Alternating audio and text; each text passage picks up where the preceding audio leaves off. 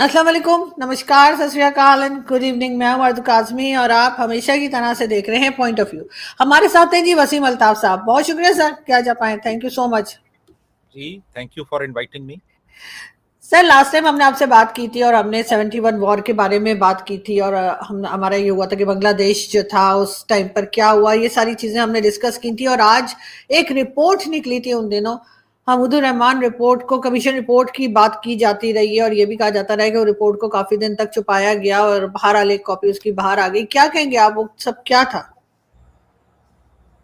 देखिए, ये 16 दिसंबर को जो हमारी पाकिस्तानी फ़ौज थी मशरक़ी पाकिस्तान में, उस वक्त उसने हथियार डाले 16 दिसंबर को, और उसके 8 दिन के बाद 24 दिसंबर 1971 को जुल्फ़िकार अली भुट्टो, जिन्होंने 20 दिसंबर को इक़्तिदार संभाला था, उन्होंने 24 दिसंबर को एक वॉर इंक्वायरी कमीशन बनाया और उसका सरबराह उन्होंने, जो चीफ जस्टिस थे हमूदुर रहमान, उनको बनाया और उनको उन्होंने ये टास्क सौंपा कि आप ये जो एक सानहा हुआ है, जो फॉल ऑफ ढाका है, इसकी आप पूरी एक इंक्वायरी करें और इसकी क्या वजूहात थी वो सारी आप हमें बताएं और रिस्पॉन्सिबिलिटी फिक्स करें और अपनी रिकमेंडेशंस दें। तो ये सारा काम जो था ये उन्होंने किया और उसके नतीजे में फिर ये जो कमीशन था, जो वॉर इंक्वायरी कमीशन था, इन्होंने अपनी तहकीकात शुरू की और इन्होंने फिर बहुत से जो आर्मी ऑफिसर्स थे उनके इंटरव्यूज़ किए, जो सिग्नल्स ईस्ट पाकिस्तान से वेस्ट पाकिस्तान फ़ौज के आते रहे, यहाँ से जाते रहे, उनका एनालिसिस किया और बहुत से विटनेसेस को उन्होंने तलब किया, उनसे पूछा। तो फिर उसके बाद 1972 में हमूदुर रहमान कमीशन रिपोर्ट जो थी वो तैयार हुई, लेकिन उसको शाया नहीं होने दिया गया। भुट्टो साहब के बारे में यही कहा जाता है कि उन्होंने कहा कि भाई ये इसको अभी आप रख लें, छुपा लें इसको। अच्छा, फिर इसी रिपोर्ट की एक सप्लीमेंट्री कॉपी, एक सप्लीमेंट्री रिपोर्ट जो थी वो 1974 में आई और उसे भी दबा लिया गया, उसे शाया नहीं होने दिया गया। और फिर ये जो रिपोर्ट्स थी, ये दोनों, ये सन 2000 में इनकी कहते हैं 12 कॉपियां बनी थी और 11 कॉपीज डिस्ट्रॉय हो गई, कर दी गई। एक कॉपी सिर्फ रह गई थी और वो कॉपी जो थी वो किसी तरीके से स्मगल हो के इंडिया गई और सन 2000 में इंडिया टुडे ने इसको छापा, इसके कुछ एक्सट्रैक्ट छापे, जिसके अगले दिन फिर डॉन अखबार ने छापे और इस तरह से ये अवाम तक पहुंची और फिर वो पूरी जो supplementary Hamoodur Rahman commission report थी वो पब्लिश भी हुई। अब वो इस वक्त अवेलेबल भी है, मार्केट में भी अवेलेबल है और नेट पे भी अवेलेबल है। जी आरजू। बिल्कुल, लेकिन ऐसी क्या वजह थी जो इसको छुपाया जा रहा था? आपके ख्याल से उसमें ऐसी क्या बात थी जिसको ये चाहते थे कि पब्लिक ना हो? देखिए, उसमें बहुत सी ऐसी चीज़ें थीं जो कि बहुत खुल के ये बता रही थीं कि मशरक़ी पाकिस्तान बांग्लादेश क्यों बना। तो उसमें प्राइमरीली उन्होंने कहा जी कि एक बहुत लंबा अरसा पाकिस्तान में मार्शल लॉ रहा।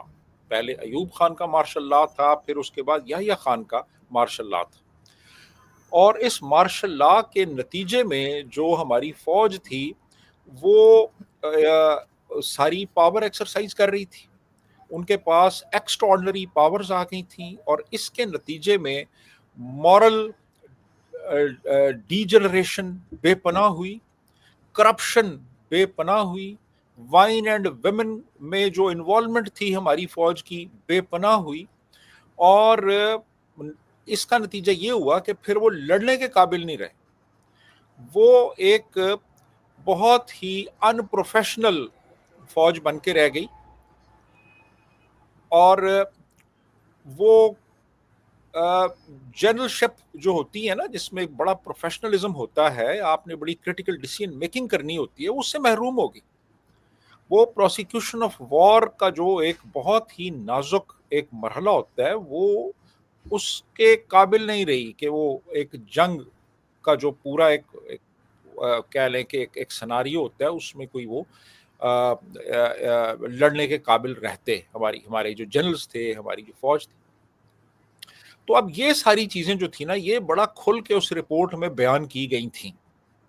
اس میں یحییٰ خان کی جو معشوقائیں تھیں ان کے نام دیے گئے تھے. اس میں یہ بھی لکھا ہوا تھا کہ اتنے بجے رات کو فلاں خاتون جو ہیں وہ آرمی ہاؤس میں داخل ہوئی، لیٹ سے 11 بجے، صبح 5 بجے وہ وہاں سے چلی گئیں. اور وہ اتنی زیادہ ہیں، وہ 500 سے زیادہ خواتین ہیں، 500 سے زیادہ، 500 سے زیادہ نام ہے باقاعدہ، وہ میں آپ کو ابھی بتاؤں گا. تو وہ ساری خواتین آتی تھیں جاتی تھیں. پھر یہاں تک ہوتا تھا کہ وہ خامد آتے تھے اور خامد چلے جاتے تھے، وہ رات کو وہیں رہتی تھیں. تو یہ ساری چیزیں جو تھیں اس میں لکھی ہوئی تھیں. پھر کہاں کہاں جنرلز نے کرپشن کی اس کے باقاعدہ طور پہ اس میں اشارے تھے. تو کرپشن اور لینڈ گریبنگ اور پولیٹیکل پارٹیز کو انفلوئنس کرنا، جوڑ توڑ کروانا، یہ ساری چیزیں بڑا کھل کے اس میں بیان کی گئی تھیں. تو اب جو حکمران تھے وہ نہیں چاہتے تھے کہ یہ چیزیں عوام تک پہنچیں. تو اس وجہ سے یہ بنیادی وجہ تھی کہ اس رپورٹ کو شائع نہیں ہونے دیا گیا اور اس کو چھپا لیا گیا اور اس کی کاپیز ڈسٹرائے کر دی گئیں. لیکن کسی طرح ایک کاپی بچ گئی اور وہ پھر ہم تک پہنچی اور ہمیں پتا چلا کہ یار اس ملک میں ہوتا کیا رہا ہے. جی آرزو سر، آپ نے ایک آرٹیکل بھی لکھا تھا، آپ بتا رہے تھے اس کے بارے میں.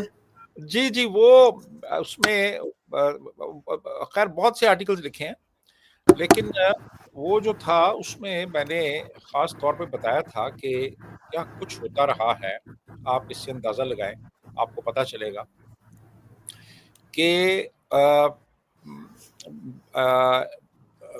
بریگیڈ میجر جو تھے انہوں نے باقاعدہ طور پہ ٹیسٹیمنی دی. منور خان ان کا نام تھا، بریگیڈ میجر منور خان نے ٹیسٹیمنی دی کہ بریگیڈیئر حیات اللہ جو تھے وہ اپنے بنکر میں مقبول پور سیکٹر مشرقی پاکستان میں لڑکیاں لے کے آئے، جبکہ ان کے جو ٹروپس تھے ان کے اوپر دشمن کے گولے گر رہے تھے. یہ لکھا ہوا ہے اس میں حمود الرحمان کمیشن رپورٹ. یحییٰ خان کے بارے میں کہ یحییٰ خان کیا کچھ کرتے رہے. اچھا اس سے پہلے میں ایک اور بریگیڈیئر جہاں-زیب ارباب تھے. بریگیڈیئر جہاں-زیب ارباب جو تھے انہوں نے سراج گنج میں نیشنل بینک کی برانچ لوٹی اور کوئی 1.5 کروڑ روپیہ وہ وہاں سے لوٹ کے لائے اور پھر ان کو یہاں پہ سب مارشل لا ایڈمنسٹریٹر بنا دیا گیا. تو انہوں نے ملتان کا ایک پی سی ایس آفیسر تھا جو میونسپل کارپوریشن کا چیئرمین تھا، اس سے انہوں نے 1 لاکھ روپیہ رشوت طلب کی. تو اس نے بعد میں اس نے سوئسائڈ کمٹ کر لی اور اس نے اس میں لکھا کہ مجھے تو صرف 15,000 ملے تھے اور یہ میرے سے 1 لاکھ روپیہ مانگ رہا تھا. ہی کمٹڈ سوئسائڈ. اور یحییٰ خان کا جو میں آپ کو بتا رہا ہوں، ہاں بہت بڑی رقم ہوگی سر اس زمانے میں، تو 1 لاکھ زمانے میں بڑی رقم تھی. اچھا پھر یہ جو جنرل نیازی تھا اس کے لاہور میں ایک خاتون تھی، ایک سعیدہ بانو، وہ ایک بروتھل ہاؤس چلاتی تھی سینوریٹا ہوم کے نام سے. تو اس سے ان کے تعلقات تھے. اور پھر ایک اور تھی بیگم فردوس، وہ سیالکوٹ کی تھی، اس سے بھی تعلقات تھے اور ان کے تھرو وہ ڈیلز کیا کرتے تھے جنرل نیازی، جن کو بعد میں پھر وہاں پہ مارشل ایڈمنسٹریٹر بنایا گیا اور وہ چلے گئے وہاں پہ ایسٹرن کمانڈ کو وہ کمانڈ کر رہے تھے جنرل نیازی ان کا. اچھا یحییٰ خان جو تھے وہ تو اس قدر وہ عادی تھے شراب پینے کے کہ میرے ایک دوست ہیں ڈاکٹر طارق رحمان، انہوں نے ایک کتاب بھی لکھی ہے کہ alternative history of wars fought by Pakistan. تو اس میں وہ بتاتے ہیں کہ ٹیکسلا میں وہ کوئی ایک ٹینک تھا تو اس کے ٹرائلز تھے. تو یہ جنرل صاحب وہاں پہ گئے ٹیکسلا اور وہ وہاں پہ سٹیج کے اوپر بیٹھے ہوئے ہیں اور وہ ٹینک آ رہا تھا، اس کا وہ مظاہرہ دیکھنا تھا. تو وہ ان کا پیشاب نکل گیا وہاں پہ. یعنی فوج کا سربراہ، اور وہ صرف اس وجہ سے، وہ شراب اتنی زیادہ وہ پیتے تھے، اور ان کے بے شمار خواتین سے تعلقات تھے. مثلا میں، اچھا پھر اقربا پروری کی آپ ایگزامپلس دیکھیں کہ ایک تھی بیگم شمیم کے این حسین، وہ ان کی دوست تھیں، معشوقہ تھیں، جو بھی کہہ لیں.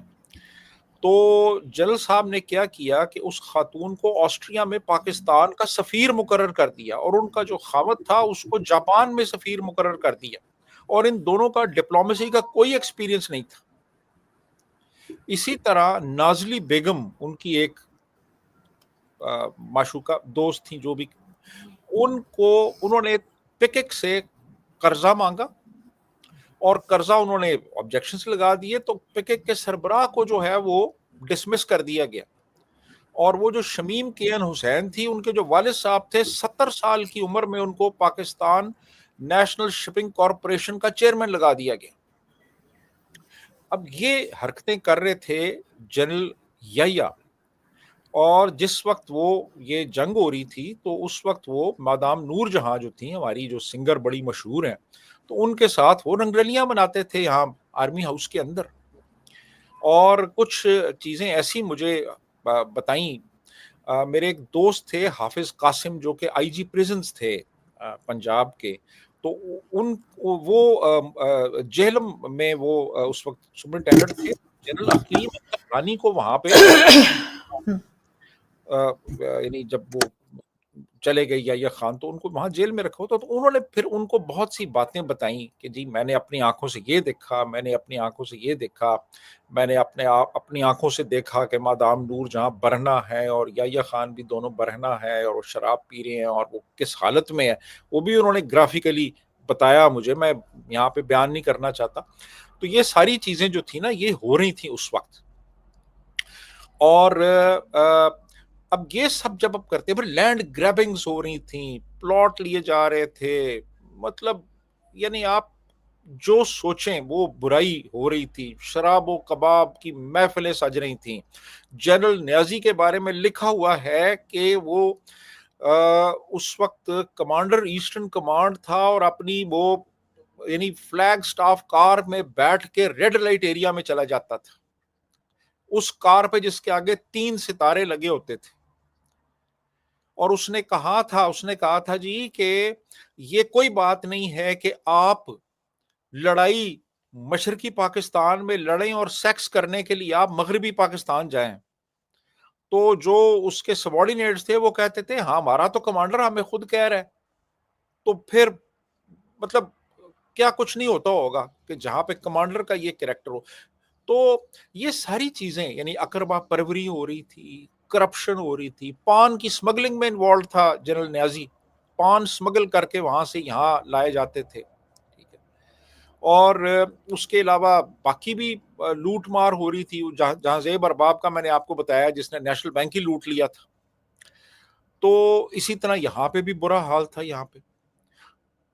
تو یہ سب کچھ جو تھا یہ وسیع پیمانے پہ ہو رہا تھا، اور اس کے نتیجے میں پھر آپ مورل گراؤنڈز آپ کے ختم ہو جاتے ہیں. آپ کی جو موریلٹی ہے نا، آپ کا جو کریکٹر ہے، وہ کریکٹر ہی ہوتا ہے جس کی بنیاد پہ آپ محاذ جنگ میں جا کے دشمن کا مقابلہ کرتے ہیں، اس کو فیس کرتے ہیں. تو جب کریکٹر ختم ہو جائے، جب مورلز ختم ہو جائیں، اخلاقیات ہی نہ رہے، تو پھر آپ نے کیا لڑنا ہے؟ جنرل نیازی کو 25-26 ہزار فوج تھی اس وقت ڈھاکہ میں، اور وہ وہاں پہ لڑ سکتا تھا، اور اس کے پاس آپشن بھی تھی کہ یار اپنے طور پہ یحییٰ نے کہا تھا فیصلہ کر لو کیا کرنا ہے. وہ لڑ سکتا تھا، لیکن اس نے ہتھیار پھینک دیے. کیونکہ ایک بندہ جو عیش و عشرت کا دل دادا ہو، وہ کیسے لڑے گا وہ. تو یہ ساری چیزیں جو ہے نا یہ تھیں. جی آرزو، آپ کی آواز نہیں آ رہی. اب آ رہی آواز؟ جی سر. اب مگر سر یہ ہے کہ آج کے زمانے میں جو ہے وہ اس طرح کی چیزوں کو چھپایا تو نہیں جا سکتا. تو ظاہر ہے کہ وہ رپورٹ بھی کہیں نہ کہیں سے سامنے آ گئی. لیکن آپ کو لگتا ہے کہ اس سے کوئی امپروومنٹ آئی، کوئی مطلب اس کے بعد کوئی سبق سیکھا انہوں نے اور کچھ سدھرے، یا آپ کو لگتا ہے کہ نہیں آج کا پاکستان بھی آپ کو اسی طریقے سے بھٹکا ہوا یا ایک طرح سے کہ مس مینج لگتا ہے؟ جی مجھے تو سچی میں آپ کو بات بتاؤں، مجھے تو واضح طور پہ یہ لگتا ہے کہ کوئی بھی سبق نہیں سیکھا گیا، اس سے کوئی سبق نہیں سیکھا گیا، اور وہ ساری جو میل پریکٹسز ہمیں نظر آتی ہیں 1971 میں، وہ میل پریکٹسز ویسے ہی جاری ہیں، اور کوئی احتساب کا نظام نہیں ہے، کوئی کسی کی اکاؤنٹیبلٹی نہیں ہے، اور وہ سب کچھ چل رہا ہے، اور ہم بالکل اوبلیویس ہیں کہ اس وقت ملک کے کیا حالات ہیں، ملک میں کس قدر ایک مایوسی ہے اور ایک ڈس ایلیوژنمنٹ ہے، اور ایک بہت بڑا طبقہ ہمارے ملک میں خاص طور پہ نوجوانوں کا یہ سوال پوچھ رہے کہ یار یہ ملک کیوں بنایا گیا تھا، یہ کیوں بنایا گیا تھا ملک، یعنی یہ سوال پوچھا جا رہا ہے۔ تو اب آپ خود دیکھیں، چھوٹے صوبوں کے حالات آپ دیکھ لیں کس قدر ریزنٹمنٹ ہے اور کتنا انریسٹ ہے وہاں پہ، جو کوئی پولیٹیکل اینٹی ہے ہی نہیں، یہاں پہ پولیٹیکل گورنمنٹ کی کوئی اختیارات ہی نہیں ہے کسی قسم کے۔ تو یہ سارے جو ہیں فیصلے کون کر رہا ہے سب کو پتا ہے۔ تو لیکن سر ہم تو ہر بات، سوری آپ کی بات کاٹ رہی ہوں، لیکن سر ہم تو ہر بات، یعنی ہمارے سے مطلب یہ کہ جو گورنمنٹ ہوتی ہے ہماری یا جو بھی پالیسی میکرز ہوتے ہیں ہمارا، تو ہمیشہ سے بچپن سے دیکھ رہے ہیں یہی رواج رہا ہے، کچھ ہو جائے کہتے ہیں کہ بھارت نے کیا ہے۔ ہاں ہاں، وہ دیکھیں نا، وہ بڑا ایک آسان سا طریقہ ہے اپنے سر سے ذمہ داری اتارنے کا، کہ جی یہ فلاں نے کیا ہے، جی اس میں ہمارا کوئی عمل دخل نہیں ہے، یہ تو وہ کر رہا ہے، یہ وہ کر رہا ہے، یہ فلاں کر رہا ہے، ایکس کر رہا ہے، وائی کر رہا ہے، زی کر رہا ہے۔ تو وہ تو بڑا آسان سا ایک طریقہ ہے نا، ذمہ داری نہیں لینی کسی چیز کی، کیونکہ آپ جب ذمہ داری لیتے ہیں تو پھر آپ کو بتانا پڑتا ہے کہ یہ ایسے کیوں ہوا اور ایسے کیوں ہوا۔ تو یہ تو بڑا آسان طریقہ ہے، آپ کہہ دیں جی کہ یہ جو دھماکے ہو رہے ہیں یہ بھی کوئی اور کروا رہا ہے، انڈیا کروا رہا ہے، یہ جو یہاں پہ اسلام آباد میں دھرنا ہوا تھا اس کے پیچھے بھی انڈیا کا ہاتھ ہے، اور وہ جو طالبان کر رہے ہیں اس کے پیچھے بھی انڈیا کا ہاتھ ہے، اور بلوچستان میں بھی انڈیا لیکن کا سر اس ہاتھ سے مشکل تو نہیں ٹلے گی، سر پہ آئی ہوئی پرابلم تو نہیں ہٹے گی؟ بالکل نہیں، وہ تو موجود ہے، وہ تو دن بدن حالات بگڑتے چلے جا رہے ہیں۔ مطلب وہ جو حمود الرحمان کمیشن رپورٹ تھی، اس کی جو ریکمنڈیشنز تھیں، انہوں نے کہا تھا جی کہ آپ ان کو باقاعدہ ان کو اخلاقیات کی بھی تربیت دی جائے، ان کی جب پروموشن کی جائے فوجی افسروں کی تو ان کی اخلاقیات کو بھی دیکھا جائے، شراب پینے پہ پابندی لگائی جائے۔ 77 تک تو ہمارے جو آرمی کے میس تھے ان میں شراب پی جاتی تھی، 77 تک سر تو پی تو ابھی بھی جاتی ہے، صرف بتاتے نہیں ہیں، چھپ کے پیتے ہیں، ڈرنک تو لوگ ابھی بھی کرتے ہیں۔ ہاں وہی بالکل چھپ کے تو سب کچھ ہو رہا ہے، کھلم کھلا منائے، لیکن یہ کہ چھپ کر تو آج بھی وہی حال ہے۔ آج بھی ہو رہا ہے، لیکن اس وقت یہ تھا کہ میس کے اندر باقاعدہ طور پہ یہ ہوتا تھا، ڈانسنگ فلورز ہوتے تھے، سارا کچھ تھا، تو وہ برٹش ٹریڈیشنز کو فالو کر رہے تھے ہم۔ تو اب بات یہ ہے کہ یہ باقاعدہ طور پہ اس میں رپورٹ میں ان کی ریکمنڈیشنز ہیں کہ جناب یہ شراب پہ بھی پابندی لگایا جائے، ان کی مورل ایجوکیشن کی جائے، پاکستان ملٹری اکیڈمی میں ان کو اخلاقیات کی تربیت دی جائے، اور یہ ان کی کوئی کسی قسم کی پولیٹیکل انوالومنٹ نہ ہو، یا اپنا جو پروفیشن ہے اس کے اوپر فوکس کریں۔ تو یہ ساری چیزیں جو تھیں یہ ریکمینڈ کی گئی تھیں، اب کتنا ان پہ پھر عمل ہوا یہ آپ دیکھ لیں، پھر تاریخ دیکھ لیں کتنا عمل ہوا۔ بالکل سر ایسا ہی، بالکل سر آپ صحیح کہہ رہے ہیں، ایسا ہی ہے۔ خیر عمل تو مجھے لگتا ہے ذرا نہیں ہوا، اس لیے کہ پالیٹکس میں آج بھی انٹرفیرنس ہے اور سب کچھ شاید اسی طریقے سے چل رہا ہے، لیکن بہرحال یہ اچھا ہے کہ لوگوں میں اب اویئرنیس آئی ہے، اور اس قسم کی رپورٹس جو ہیں وہ پبلک ہونی چاہیے تاکہ لوگوں کو پتہ لگے کہ ہسٹری میں کیا کچھ ہوتا رہا ہے۔ بالکل ایسا ہی ہے۔ بہت شکریہ کہ آپ نے آج جوائن کیا، thank you thank you so much, thank thank you. You